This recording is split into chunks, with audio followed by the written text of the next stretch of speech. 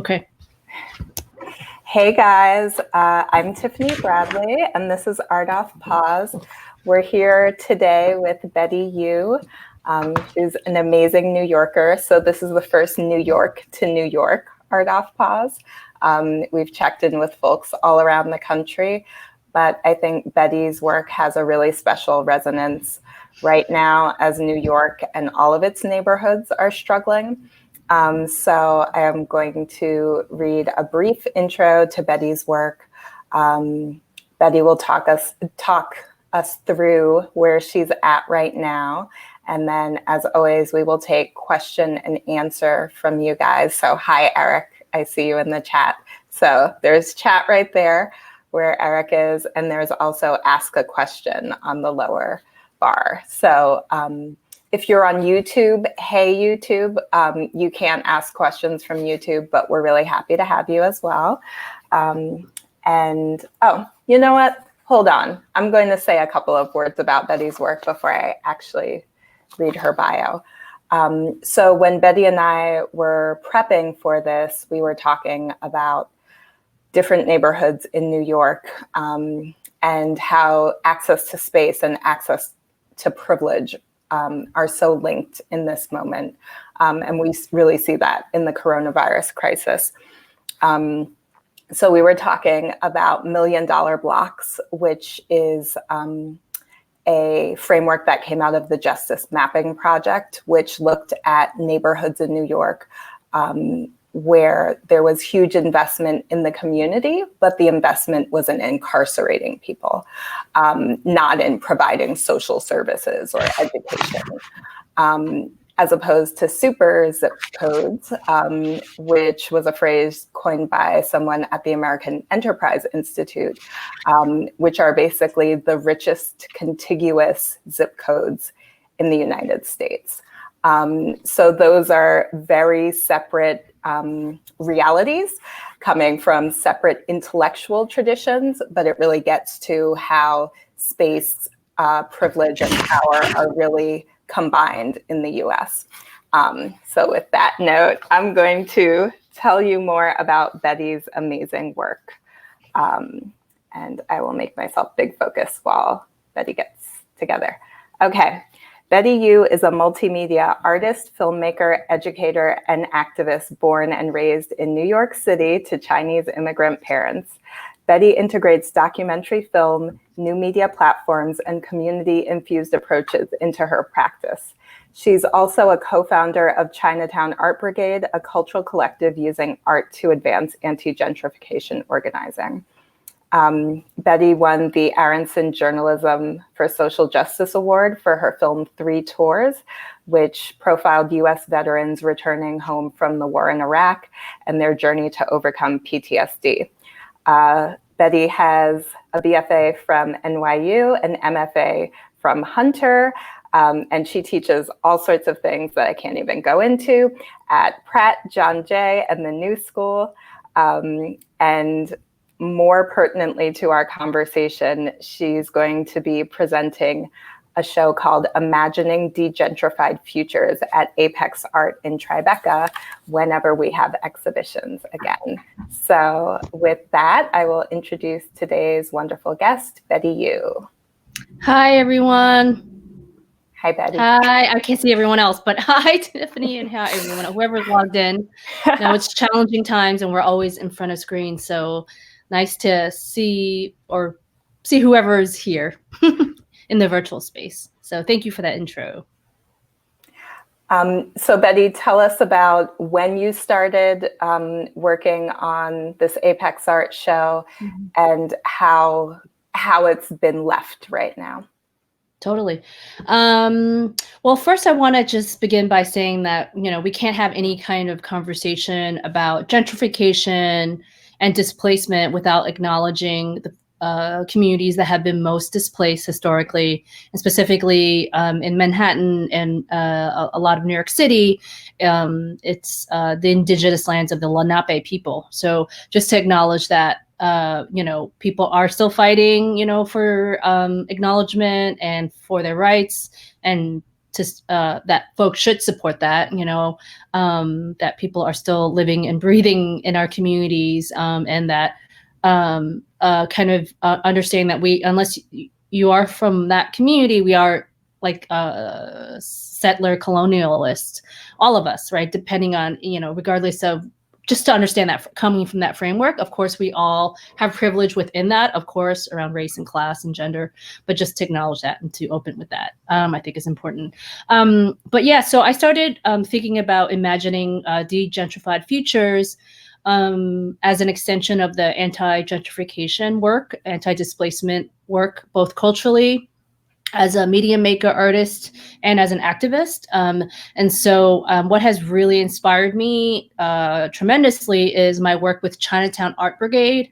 And we work with a group locally here in Chinatown in Manhattan called CAV, Organizing Asian Communities. And they have a Chinatown Tenants Union that they started right after, pretty much after 9/11, when after 9/11, another sort of huge event in New York and even globally, right? We see how disaster capitalism works. And pretty much with this coronavirus and the aftermath of that, people are already feeling it. And, I don't really agree with this being the equalizer, right? Yeah, it can infect anyone, but as we know, disproportionately it affects communities of color, Black communities, low-income folks the most, right? And even indigenous communities. I mean, the Navajo Nation, I think, has the second highest per capita infection rate right now, but we don't hear much about that. But just to say that, thinking a lot now about how this is all going to unfold in regards to real estate and housing and in general. But it really started, I've been working a lot, like I said, in Chinatown, right, doing organizing. And after 9/11, it was a land grab for real estate developers, basically being able to buy a whole bunch of real estate for very little money. And that was the chance to really displace a lot of the small mom and pop places that are no longer there. Slowly, we saw art coming in, like art washing tactics coming in, like art galleries and the amenities that the art, sort of high art folks want and need, which is like sort of high-end restaurants and hipster places, hipster bars and boutiques. So that is firmly that's like cemented Chinatown at this point, but there is a movement of resistance. So we started doing evening projections at night, working with tenants to tell their stories of resistance and how people are actually organizing tenants to fight. But then, like a lot of organizers and activists who I have so much respect for, we're always thinking about what we're fighting against, and always doing this on a day-to-day level, and not thinking about what are we fighting for, because we all know what we're fighting against and defending ourselves against, but what are we fighting for? And in certain communities, I think in certain activist communities and artist communities, we are talking about that, but not in a utopian way, like where it's like utopian, like, oh, it's people talk about dystopia to utopia, right? But to think about it in ways that we can actually realize that. And so using this using the show as a way to articulate that, and seeing how other housing activists, artists are visualizing that, was really intriguing to me. So I started to reach out to new and old artists that I knew who were doing this work, artist collectives, really fascinating work it just gave me an opportunity to learn about how people are envisioning this, and really borrowing from, inspired by decolonization movements, Afrofuturism, movements against gentrification, obviously, how we're able to kind of unleash our own imagination. And now I think it's really interesting because so many different circles I'm in, people are talking about this, we're on pause, right? With this coronavirus pandemic.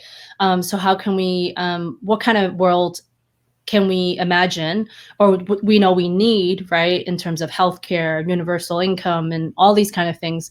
So it's been very interesting to hear different communities talk about this right now, even though many of us have been talking about this already. Many communities have been suffering already, right? This is just bringing it to the fore a little bit more. And so the show brings together an artist from New Orleans who did a lot of work post-Katrina. She started Blights Out, which is a collective that has been fighting the gentrification post-Katrina in New Orleans. Jacqueline Jacqueline Brown, Amani Jacqueline Brown. She's an amazing artist, and she's been actually looking at how the Mississippi River and the Delta, that area, was really built by, well, obviously occupied by indigenous folks, but then really built by enslaved people from her community, and what does that mean in terms of displacement, right? Like over and over and over again.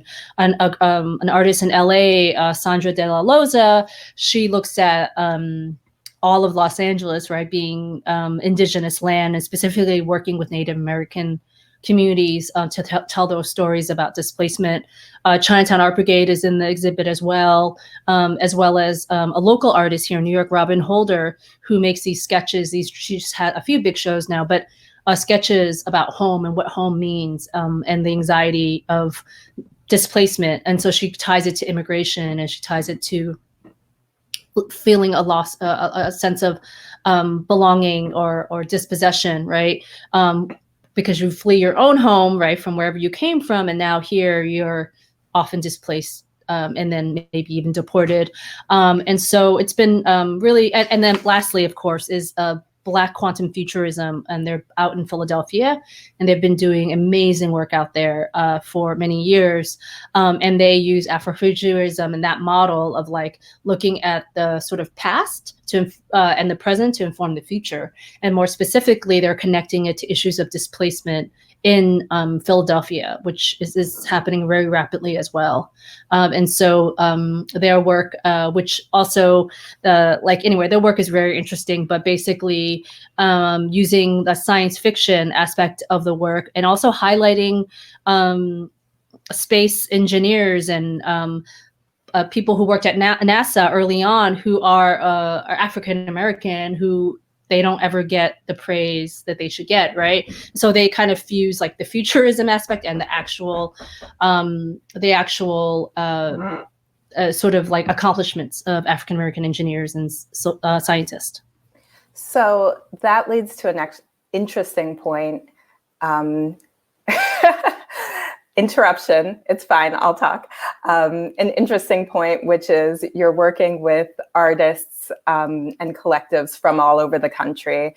I heard Philadelphia, New Orleans, Los Angeles, New York.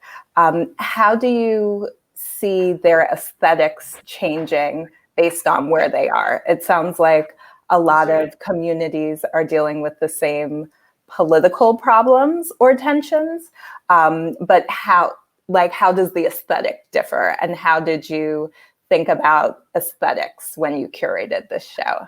And it's totally fine if you have background noise. We understand. Okay, sorry. Yeah, Corona life, where literally someone was delivering a package right now. Literally, I was like, "Fuck! I hope they don't come right now," and they did. It's okay. My partner got it. Okay. So I was like, sorry if you heard me curse. So the show aesthetics, yeah, that's been interesting. So basically, I wanted it to be very multimedia because I come from a very much a multimedia like background. And so I was really thinking a lot about and also how fusing the new sort of media that I'm learning and that I'm drawn to, so kind of augmented reality and virtual reality and these kind of things, and also connecting it to analog, right? So we literally have Sandra De La Loza, who has like one of those old from the 1960s like overhead projector, if really old school, and she made these cutouts that are of acetate, and some are different fabrics. And literally, she does this performance with other artists, activists, live, and hopefully she'll be able to do that when the show opens. But basically, these acetates are there for people to shift around, and it's like projected onto a wall. And it's all like sort of like buildings and imagined futures and this kind of thing. So it's called Speculators Eden, I think it's called, like this idea of real estate speculation.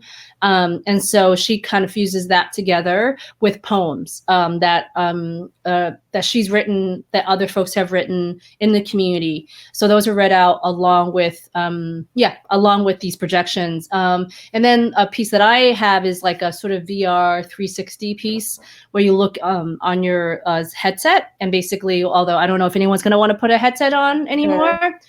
So I have had to figure out how to present that. But this idea of the neighborhood that I grew up in Brooklyn, Sunset Park, Brooklyn, how it's being gentrified, right?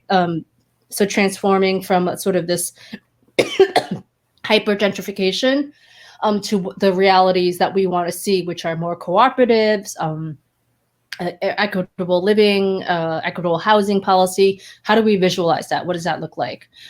So I've been working on a piece and adapting it to post-corona world. And so thinking about different mediums. And then there's people, like I said, there's drawings that are in it, collage art, sketch it, like actual large scale, like pencil drawings that are in it. So it's really multimedia. So to the point of, probably nobody's going to be wanting to share a headset. How are you like rethinking and re-strategizing both as a curator and artist, and I guess also as an educator right now, right? You're probably on 1,000,001 distance learning conversations in different ways. How are you dealing with this current moment, especially given that New York has really taken the biggest hit so far? You know, economically and on a personal level from the coronavirus crisis? Yeah, no, that's a really good question. In terms of rethinking the project, I am thinking of now just like, how do I, visualize this and present this just like on a couple of screens? And so maybe it's a 360 experience that is like a little more remote, where you come in and you're surrounded by a number of screens rather than having to put a headset on. But it takes a lot of maneuvering and honestly some technology that I will have to learn. I mean, it's just a matter of figuring that out. But I do think that the part of unleashing our imagination and not only thinking about what's possible, but how it's possible is really crucial. And so one thing that really has excited me, even during these times, is that I've been collecting. So one part of the show it's called Housing Manifestos. And so basically this is going to be a huge sort of wall, a collage of writings and art that I've asked housing activists and urban planners to submit. And so they answered the prompt about sort of housing utopia. What would that look like? And they can sort of approach it on a global scale or just on their block. What would their block look like in this new world that we want to imagine? And so a lot of them wrote really beautiful pieces. One person wrote a poem. Most people wrote essays. Some did sketches. And so that'll sort of populate the wall. But I wanted to use this as an opportunity to push it even further, because I think, as we all know, this disaster or this pandemic we're facing is going to result in a lot, and has, right, in a lot more sort of poverty and hunger and displacement and gentrification, actually.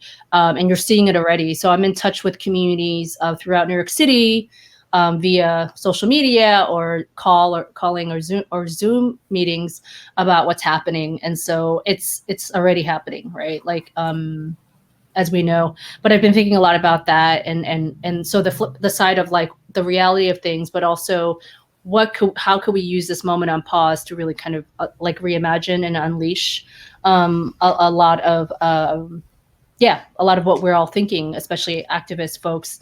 And I just came across an article really quickly. I just wanted to bring up that in this sort of crisis of the global pandemic, apparently there's been an uptick in people playing this game called Animal Crossing, which is actually about unaffordable, in this time of unaffordable rent, that particular game, I think it's like a Nintendo game, I'm not even sure, but you can build your own housing utopias. It's a Nintendo online game. It's like The Sims, I think, but with agriculture. It's like a pastoral version of The Sims.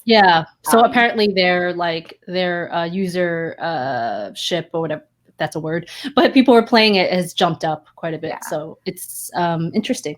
But anyway. Yeah, I guess I did read about that, but I didn't think about the way in which people are escaping to an outside that they can't go into right now. Yeah. That's the emotional response. So I have two questions for you. The first is, do you think there's going to be more of that there will be more adoption of AR and VR because folks are contained? So that's number one. And then number two, if we were all using this pause moment to the best of our abilities, what would you hope for the future? So good questions. AR, VR, I've been thinking a lot about that, and it's different. Folks that I know who are a little sort of in the older generation have started to say that they're exploring virtual reality. I'm like, people who I never would have thought would actually explore it. And I think that's because of this desire to go outside of yourself, outside of your own head, especially because we're confined in our own homes. In New York City, as you mentioned, right, it's very dense. We're all on top of each other. I go out for walks, but like to practice 6 feet is like really hard. And so people are kind of like going to places where they can just reimagine. And so virtual reality or simulated, realities are one way that people are doing that. And I think there will be a longing more for that. And I don't know how I feel about that, to be quite honest. Yeah, I don't know. It feels a little bit like the Matrix. Exactly. And I think that it's fine for now, but what is this going to do to us as a society when we continue this social distancing and continue to just rely on technology to bring us places, right, to connect? It could be a very, very disastrous world or a very scary world that I'm not necessarily interested in, that will socially isolate us more and alienate us more from each other. So I'm really scared about that. Very, very scared of that. And then in terms of the future of, I'm sorry, the second part of your question. So I'm just going to define terms for people who are on YouTube and can't see us chat. So AR is augmented reality and VR is virtual reality. Betty and I do this all the time, so we don't think about it, but those are the acronyms. That's what we're talking about. So the second is, if we were all working at our best, what would we hope for the future? Right now, right? It's I actually think that in many ways we're more connected than we ever have been through Zoom, which is actually, I'll be quite honest, there are different pockets of communities that I haven't spoken to in years, but then people are like, let's do a Zoom call, like former fellowships or residencies of alumni or something. And people are like, let's get together. So that's actually been really amazing. And then, but that's making me reflect back to like how sometimes we do fall out of touch with folks, and so it's a combo, right? Like how can we fuse those two? But I think more importantly, to sort of educate ourselves about, I think a lot of people are talking about, we are all, some of us are in a privileged place where we can be home and work from home and all of that. That's great. Not to say people should feel guilty of that, but there are communities who are literally fighting for their lives, right? Not necessarily just frontline workers like healthcare workers or the folks in the supermarkets or the folks delivering your mail, whatever it is. Like the cleaning staff of these places, all of that, right? We all know all of that. But people who already have been pretty much facing the brunt of the socioeconomic capitalist system that we all live in. And so it's not now I know folks are talking about it, but it's been there. And so how do we support those communities? How do we uplift the stories that are not being covered? Because the mainstream media is as if, we've all discovered that certain communities, like African-American communities, are the most hard hit by this. Not enough attention has been given to the Indian, to the reservations. They call them Indian reservations, but Native American communities, indigenous communities that are actually don't have the tools necessarily to social distance because of colonization. And they're dying at a higher actual rate per capita, which is really, really, really scary. So I think just educating ourselves, pushing ourselves to find out this information. And then lastly, I want to say that holding our governments accountable, because mutual aid networks that are popping up everywhere is amazing. Like, it's great, like my neighborhood has one, a lot of neighborhoods have them now to help deliver food to each other. That's amazing. But we can't forget that we have to hold these institutions accountable, government institutions accountable, right? Like, Trump is now on his throne as a king, right? He's not a king to just extract from us. Like, he has to serve us, serve the population, serve the people, I mean, I didn't elect for him, but I'm just saying, like, serve us at this point. And so to not be complacent about that, and like to really, really think about what it is we want to imagine, and thinking about Bernie Sanders' campaign, although he's not running anymore, about some of the things, of course, could have gone further, but some of the things that he was pushing for, like, how can we use this opportunity right now at this really important moment. And I'm not an electoral politics person, but just to say, like, how can we use this moment to rethink a future? And I think we've seen leadership at a lot of different levels in this crisis, in a lot of different levels and a lot of different communities. And there has been so much self-organizing. But I guess the learning is, how do we take that self-organizing and acknowledging the leadership that's working and roll that forward and roll it up? Because not everything can be scaled, and not everything can be individual responsibility. Totally. So we're at 25 minutes. Guys, if you have any additional questions for Betty, please let us know in the chat, because she's always a busy lady. So we'll have a hard stop. And I actually had a thought that went away because then we started talking about models of leadership. I know what I was going to say. So something really relevant you brought up was looking at health outcomes and health disparities and the folks that we don't see. And so I think the media has done a good job right now of talking about how African Americans are being affected by COVID disproportionately. But when we look at Native communities, or even AAPI communities, which is Asian American Pacific Islander, in medical terms, sometimes those communities are literally statistically insignificant in that the data isn't being even captured. So my question is, as a New Yorker of Asian descent, how do you feel like, I guess, we can support or think differently or do differently in the future? Because there's sort of this framework that, like, Black people are minorities and it's Black versus white. And we very much know that, luckily in New York, but also in the millennial generation, pretty much half of us are people of color. So there's really a diversity when we're talking about disproportionate impacts and race. Yeah, no, I'm glad you brought that up, because I think what's been on the top of my mind is all this anti-Asian racism, right, coming up because of COVID. And we all know the story of, where it sort of originated from. Again, sorry, a mishap with my phone. I'm just going to ignore it.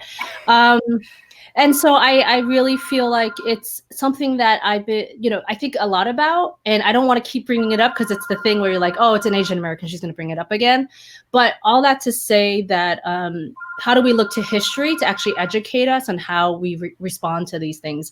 And so I've been seeing more and more like tutorials or like online webinars about how to be an ally, right, to this, because I think it's happening a lot in California and New York too, because I've actually faced it myself. My mother has, right? People will not say something to your face, but it's a look they give you, right? And then there was a woman who someone poured acid on her in Bensonhurst in Brooklyn, a community that I grew up like right next to. I grew up in Sunset Park, which is right next to Bensonhurst. And she actually was hospitalized, right, because someone threw acid on her face, and it was like they were waiting for her to come out to throw the garbage out. Anyway, all that to say that how can people show up for one another in these moments? And I do think it's very complicated because a lot of the elders who are also receiving a lot of this hate, a lot of them are afraid to maybe go to the authorities with good reason, being afraid of police authorities, undocumented maybe, they don't want to start trouble, whatever it is. But I have been thinking about that a lot, and I also do think that because housing conditions are the way they are in certain communities, because we don't have housing justice and just policy, people are forced to live in smaller quarters with each other to split the rent. And so it's a spreading a lot more. And because we don't have adequate healthcare, people are dying in their homes, or, and I'm speaking about, immigrant communities and communities of color at large, but tend to live in smaller quarters because they have no choice. And where are those statistics? So I do think the statistics are really skewed, actually. And we won't really know the full extent, maybe never, but until we're on the other, like way on the other side of this thing. But yeah, no, I really, it's something I've been really thinking a lot about, because it's actually increasing in certain parts of the country. And I don't know how much is being covered, to be honest, but being in different activist networks, seeing the rise of that. Yeah. So. Yes, and we should say, it goes without saying, but pandemic means across the world. So coronavirus, no one nation or group of people is responsible for coronavirus. And it looks like from genetic testing that it seems like in the US, there have been multiple sort of patient zeros who were coming from many, many places in the world. Yeah. So we're at 30 minutes, but are there any last thoughts or hopes you want to leave us with? Yeah, I mean, if there's any question that someone has lingering that I can stay on for a minute or two more, I don't know or I can, up to you, Tiffany. just tell us what you're feeling right now, Betty. Okay. Close it out, because I feel like half an hour is good for internet time. Yeah, that's very true. I've been thinking, I'm thinking about everyone. I think we're all going through the same, but not. And just to remember that, there are, and you may be one part of that community that is actually feeling the brunt of it yourself watching this.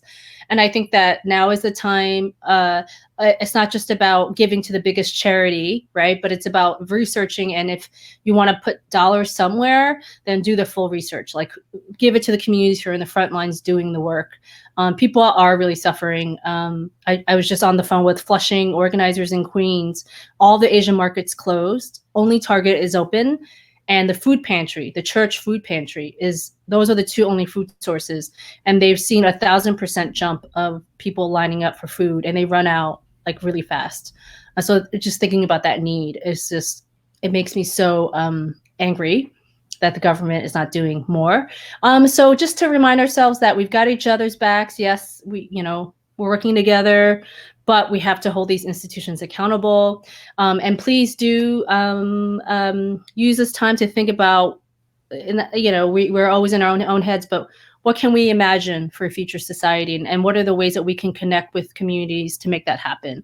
Because a lot of things are coming to the forefront, but what are we going to do about it, right? It's not just like art is just a tool, right, to get us to another point, just a tool to kind of like uplift those things. So hopefully you guys check out the show if you're in New York in the fall, in November. Yes. And so Betty has upcoming work at Apex Art and Queens Museum eventually, right? Yes. But I think the idea, remember to stay local, give local at this point, and to think about art as a tool to imagine a different reality. Thank you so much, Betty. Thank you so much. We're at time. We'll see you guys tomorrow. Tomorrow we have Kale Roberts of Florida, who does radically inclusive tailgating. So we're on YouTube. This is all archived on YouTube, which we have a custom URL right now, which is Colored Criticism TV. Stay well, wash your hands, and we'll see you tomorrow at 1. Thank you. Thank you so much, Tiffany. Bye. And everyone. Take care. Bye-bye.